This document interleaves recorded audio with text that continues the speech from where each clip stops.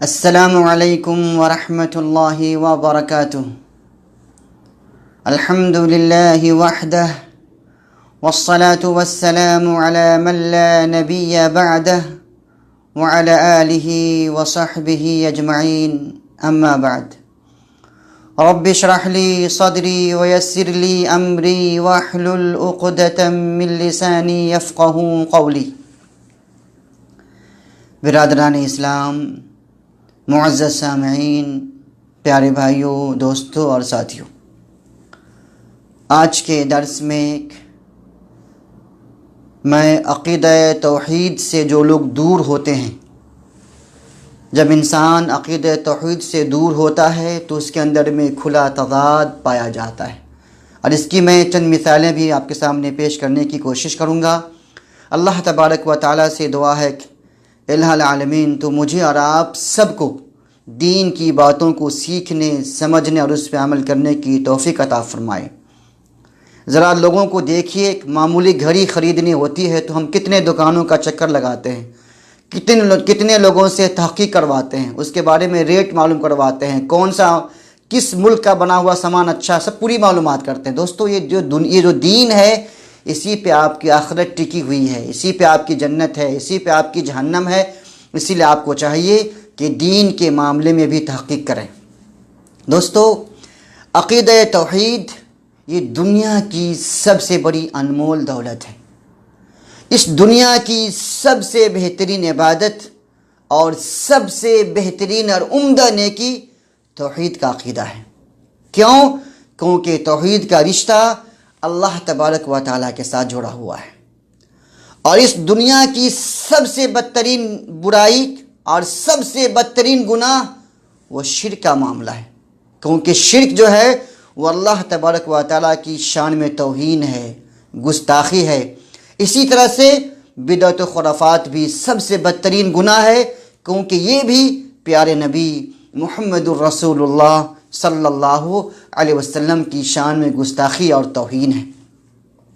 دنیا میں جتنے انبیاء کرام تشریف لائے، اگر آپ قرآن پاک کا مطالعہ کریں گے تو سمجھ میں آئے گا کہ سارے نبیوں نے اپنی دعوت کی شروعات توحید سے کی۔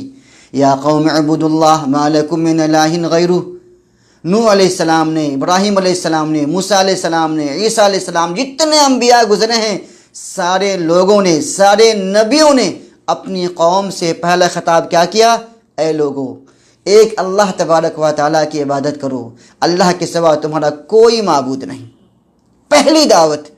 اور اسی طرح سے ہمارے پیارے نبی خاتم النبیین جناب احمد مجتبیٰ محمد مصطفیٰ صلی اللہ علیہ وسلم نے جب مکہ میں قریش کو اور باقی لوگوں کو جمع کیا تھا، اور صفا پہاڑ پہ چڑھ کے آپ نے جو پہلی تبلیغ کی تھی، آپ کا جملہ تھا یا ایھا الناس، اے لوگو، قولوا لا الہ الا اللہ تفلحوا، تم لوگ لا الہ الا اللہ کہہ دو، تم لوگ کامیاب ہو جاؤ گے، عرب و عجم کے مالک بن جاؤ گے، دنیا تمہارے قدموں میں جھک جائے گی۔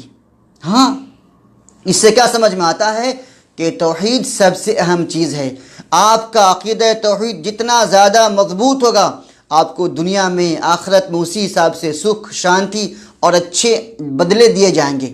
اور جس قدر آپ کا توحید ڈھلمل ہوگا، کشمکش میں مبتلا ہوگا، کبھی ادھر کبھی ادھر، یا جتنا کمزور ہوگا، اسی طرح سے آپ شرک میں، بدعت میں، خرافات میں اور نہ جانے کتنے غلط کاموں میں آپ آہستہ آہستہ مصروف ہوتے جائیں گے۔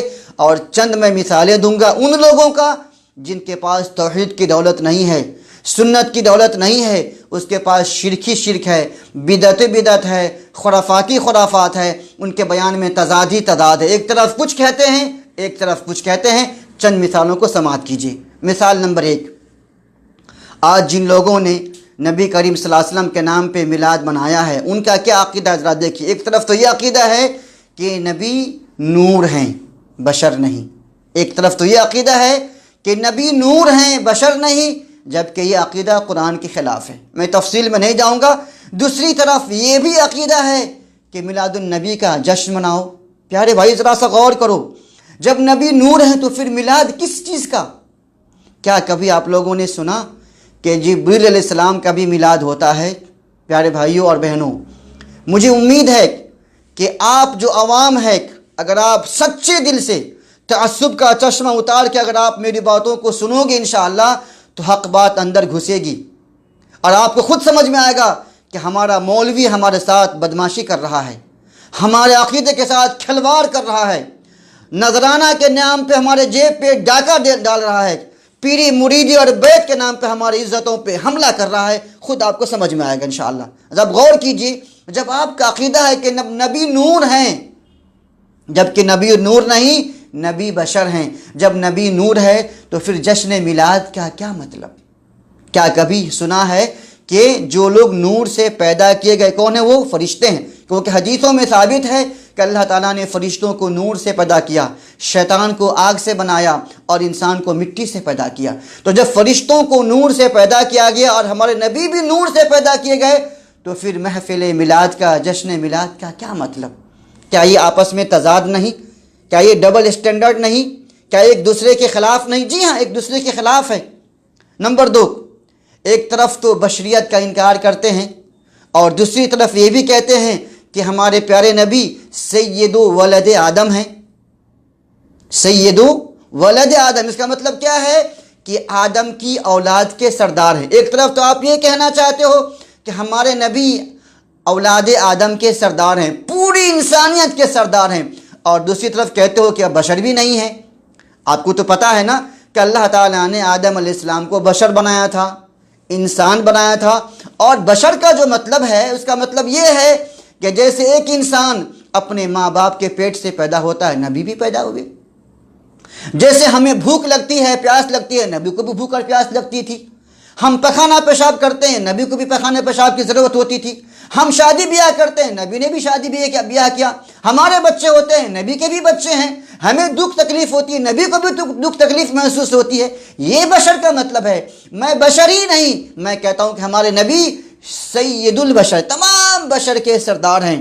ہاں، ایک چیز اور بھی ہے جو ہم میں اور نبی میں فرق، وہ یہ ہے، اللہ نے فرمایا ہے قُلْ إِنَّمَا أَنَا بَشَرٌ مِثْلُكُمْ، اے نبی آپ کہہ دیجئے میں تم لوگوں کی طرح سے ایک بشر ہوں، لیکن فرق کیا ہے؟ یوحیٰ الی، میرے پاس آسمان سے وحی آتی ہے، میرے پاس اللہ کا فرشتہ آتا ہے، تمہارے پاس نہیں آتا۔ میں اللہ کا رسول ہوں، تم اللہ کے رسول نہیں ہو۔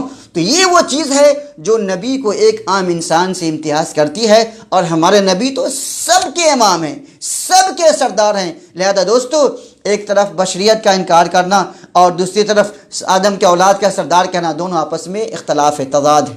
نمبر 3، ایک طرف تو آپ کا یہ عقیدہ ہے کہ نبی نور من نور اللہ ہے، یعنی بریلویوں کا عقیدہ ہے کہ اللہ تعالیٰ نے سب سے پہلے نبی صلی اللہ علیہ وسلم کا نور پیدا کیا اور نبی کے نور سے پوری کائنات کو بنایا، جبکہ یہ جھوٹی بات ہے، یہ من گڑھت حدیث ہے، اس کا اسلام سے کوئی تصور نہیں، اور ساتھ ہی ساتھ یہ صحیح حدیث کے خلاف بھی ہے۔ ترمذی شریف کی روایت میں آتا ہے، نبی صلی اللہ علیہ وسلم فرماتے ہیں ان اول ما خلق اللہ القلم، کہ اللہ تعالیٰ نے سب سے پہلے قلم کو پیدا فرمایا۔ نبی کہیں کہ اللہ نے قلم کو پیدا کیا، اور آپ کہو کہ اللہ تعالیٰ نے سب سے پہلے نبی کا نور بنایا۔ بتاؤ ہم کس کی بات تسلیم کریں؟ تو ایک طرف تو آپ یہ کہتے ہیں کہ نبی نور من نور اللہ ہے، اور ساتھ میں آپ یہ بھی کہتے ہیں کہ روضہ رسول سے ہمیں عقیدت بھی ہے، محبت بھی ہے۔ جب نور ہیں تو پھر روضہ کس چیز کا؟ کیا کبھی نور کی بھی وفات ہوتی؟ کبھی آپ نے سنا؟ اتنے سارے فرشتے ہیں، کسی کی موت کے بارے میں آپ نے سنا؟ جواب نہیں۔ لہذا یہ عقیدہ بھی خلاف اسلام ہے، خلاف قرآن ہے، خلاف حدیث ہے۔ نمبر 4، ایک طرف تو یہ بھی عقیدہ ہے کہ نبی کریم صلی اللہ علیہ وسلم زندہ ہیں، حیات النبی کا عقیدہ، نبی کو موت نہیں آ سکتی، نبی وفات نہیں پاتے، اور دوسری طرف یہ بھی عقیدہ ہے کہ نبی صلی اللہ علیہ وسلم نے 63 سال کی زندگی پائی۔ دوستو، جب نبی کی وفات ہوئی نہیں تو 63 سال میں کیسے آپ نے قید کر دیا؟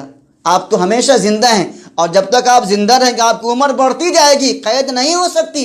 آپ کا یہ بھی عقیدہ ہے کہ نبی کی وفات کے بعد ابوبکر صدیق بلا فصل خلیفہ ہیں، بلا اختلاف خلیفہ ہیں۔ تو ایک طرف تو آپ کا یہ عقیدہ ہے کہ حیات النبی، جبکہ یہ عقیدہ بھی قرآن کے خلاف ہے۔ اللہ تعالیٰ قرآن مجید میں ارشاد فرماتا انک میت وَإِنَّهُمْ مَيِّتُونَ، اے نبی آپ بھی میت ہیں، آپ کو بھی موت آئے گی، اور آپ سے پہلے دنیا میں جتنے انبیاء کرام تشریف لائے انہیں بھی موت آئی، اور قیامت تک جتنے لوگ پیدا ہوں گے سب کو مرنا ہے۔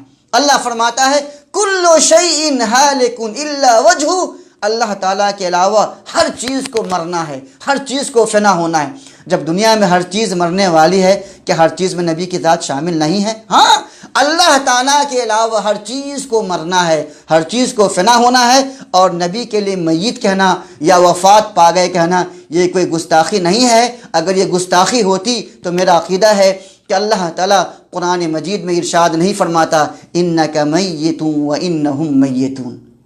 دوستو یہ کیوں، یہ تضاد کیوں ہے بیان ہے؟ کیونکہ ان کے پاس عقیدہ توحید کی کمی ہے، سنت کی اتباع کی کمی ہے، اس لیے سب تضاد پیدا ہوتا ہے۔ دوستو نمبر 5، ایک طرف تو آپ کا یہ عقیدہ ہے کہ نبی ہر جگہ حاضر و ناظر ہیں، نعوذ باللہ، یہ عقیدہ قرآن و حدیث کے خلاف ہے، اسلام کے خلاف ہے۔ اور دوسری طرف آپ کا یہ بھی عقیدہ ہے کہ نبی محفل میلاد میں تشریف لاتے ہیں۔ میلادی بھائیوں، میں آپ کا دوست ہوں، دشمن نہیں، میں آپ کا خیر خواہ ہوں، شرخواہ نہیں، میں آپ کے لیے بھلائی چاہتا ہوں، اور اللہ تعالیٰ سے دعا گو ہوں کہ اے بار اللہ تو مجھے بھی اور ہمارے سارے بھائیوں کو، تمام بہنوں کو دین کی صحیح سمجھ عطا فرما۔ مجھے بتلاؤ کہ جب نبی ہر جگہ موجود ہیں تو پھر محفل میلاد میں آنے کا کیا مطلب؟ جب نبی محفل میلاد میں پہلے سے موجود تھے تو پھر کیسے تشریف لائے؟ ذرا سوچئے، جب نبی پہلے سے موجود ہیں پھر محفل میلاد میں کیسے تشریف لائے؟ اور بھی سوچئے، نبی صلی اللہ علیہ وسلم نے مکہ سے بیت المقدس کا سفر معراج کیا، بیت المقدس سے آسمان پہ گئے، جب نبی ہر جگہ موجود ہیں تو معراج کا کیا مطلب؟ نبی مکہ سے مدینہ ہجرت کیے، جب نبی ہر جگہ موجود ہیں تو پھر ہجرت کا کیا مطلب؟ نبی ہر جگہ موجود ہے تو آپ مدینہ چھوڑ کر جنگ کے لیے تبوک گئے، بدر گئے، پتہ نہیں کہاں کہاں آپ نے جنگیں لڑی ہیں، تو پھر جانے کا کیا مطلب؟ سب بکواس ہو گیا پھر تو، نعوذ باللہ۔ لہذا نبی ہر جگہ حاضر و ناظر نہیں ہیں۔ جب آپ دنیا میں زندہ تھے تو جب آپ ایک وقت میں ایک ہی جگہ پہ ہوتے تھے، 10 جگہوں پر نہیں ہوتے تھے۔ یہ اسلام کے خلاف عقیدہ ہے دوستو۔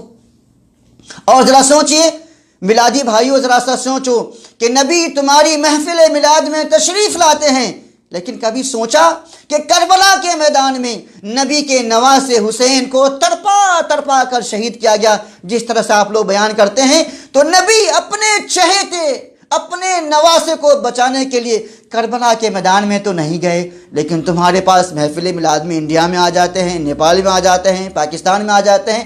یہ عقل سے بعید بات نہیں ہے؟ اب تم بتاؤ، نبی کے چہیتے تم زیادہ ہو یا نبی صلی اللہ علیہ وسلم کے نواسے تھے حسنین، حضرت فاطمہ کے بیٹے؟ کون تھے چہیتے؟ آپ کہو گے وہ چہیتے تھے۔ تو جب اپنے چہیتوں کو، جب اپنے نواسے کو بچانے نبی وہاں نہیں پہنچے تو تمہارے محفل میلاد میں کیسے پہنچ جائیں گے؟ کہیں ایسا تو نہیں ہے کہ تمہارا مولوی نبی کے نام پر، محبت رسول کے نام پر تمہارے ایمان پہ ڈاکہ ڈالنا چاہتا ہے، تمہارے نبی کی توہین کروانا چاہتا ہے، اور ساتھ ہی ساتھ نبی آ گئے تو نبی کے نام پہ چندہ جمع کرو، نبی کے نام پہ نذرانہ جمع کرو، اور وہ پیسہ کون لیتا ہے؟ وہ مولوی کے جیب میں جاتا ہے، وہ پیر صاحب کے جیب میں جاتا ہے، مفتی صاحب کے جیب میں جاتا ہے۔ یہ کیا ہے؟ تو یہ مولوی تمہارا ایمان بھی برباد کرتا ہے، تمہارے جیب پہ بھی ڈاکہ ڈالتا ہے، اور بیعت کے نام پہ، پیری مریدی کے نام پہ عورتیں بھی ان کے ہاتھ پہ بیعت کرتی ہیں، جبکہ حدیثوں میں ثابت ہے کہ نبی صلی اللہ علیہ وسلم نے کبھی بھی، پوری زندگی میں کبھی بھی کسی غیر محرم کے ہاتھ کو ٹچ نہیں کیا، چھوا نہیں۔ ایک بار کا واقعہ ہے کہ خاتون ہاتھ بڑھاتی ہے کہ نبی میں آپ کے ہاتھ پہ بیعت کرنا چاہتی ہوں، تو آپ حضرت عائشہ سے کہتے ہیں ان سے کہہ دو کہ نبی محمد صلی اللہ علیہ وسلم کسی غیر محرم کے ہاتھ کو نہیں چھوتا، میں زبان سے ان سے بیعت کر لیا، کافی ہے، کہو ان سے گھر جائیں۔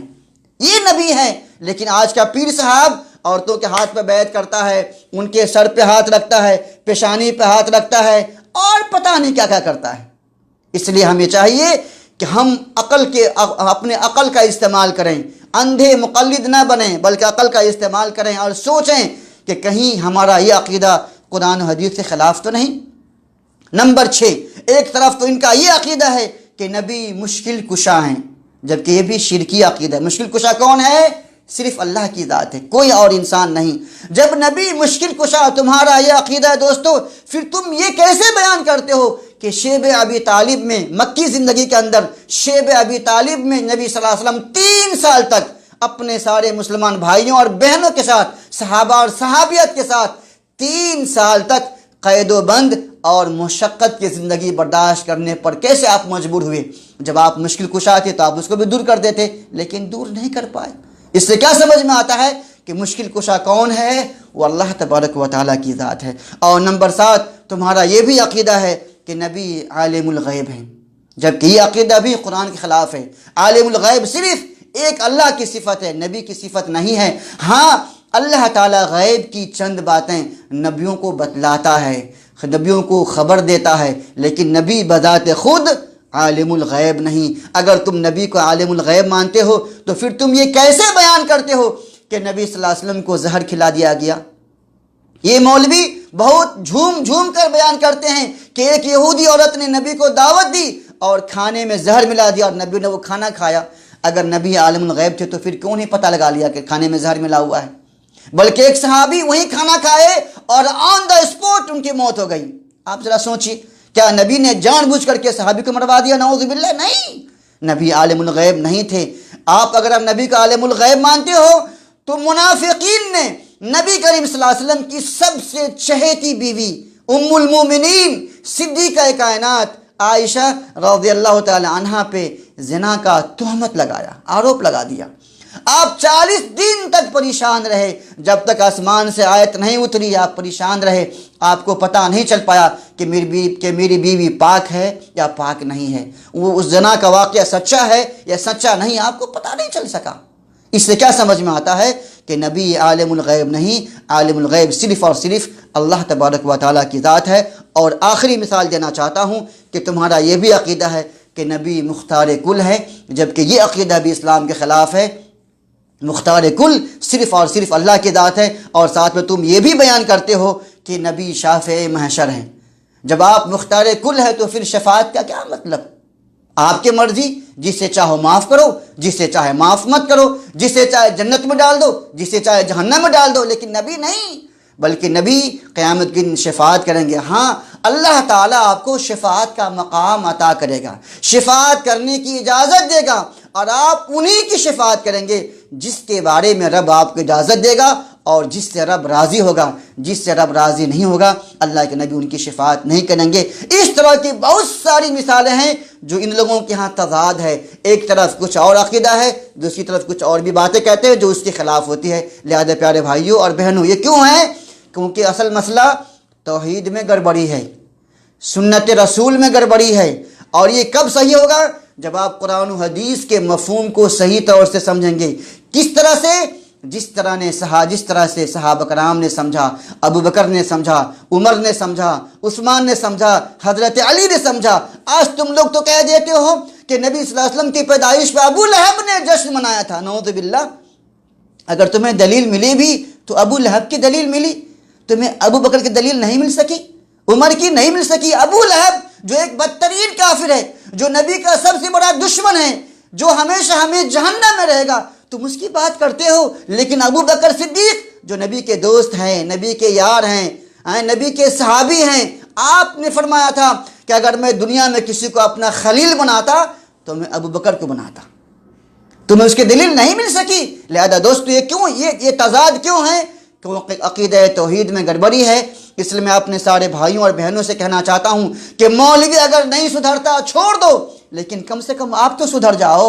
اللہ تعالیٰ قیامت کے دن آپ سے آپ کے بارے میں پوچھے گا، آپ کے مولوی کے بارے میں نہیں پوچھے گا، لیکن مجھ سے ایک عالم ہونے کے ناطے مجھ سے آپ کے بارے میں بھی پوچھے گا کہ آپ نے تبلیغ کی یا نہیں کی، آپ نے لوگوں کو خبر دیا یا نہیں دیا۔ لہذا میں اس پیغام کے ذریعے سے اپنے تمام بھائیوں اور بہنوں سے کہنا چاہتا ہوں کہ اللہ کے واسطے اپنے عقیدوں کی اصلاح کرو، قرآن و سنت کے جو علماء ہیں ان سے دین کو سیکھو، ان سے رشتہ جوڑو، ان سے مسائل کو پوچھو، آپ کے جو شکوک ہیں، شبہات ہیں، آپ کے جو ڈاؤٹس ہیں ان سے پوچھو، اور ان سے کہو کہ قرآن و حدیث کی روشنی میں جواب دینا، نہ کہ اپنے گھر کی بات مجھے بتلانا۔ اللہ تعالیٰ سے دعا ہے، الہ العالمین تو مجھے اور آپ سب کو قرآن پہ، توحید پہ، سنت پہ جمع ہونے کی توفیق عطا فرما، اور شرک، بدعت، خرافات اور نبی کی توہین، نبی کی گستاخی، ان تمام کاموں سے بچنے کی توفیق عطا فرما، آمین۔ وآخر دعوانا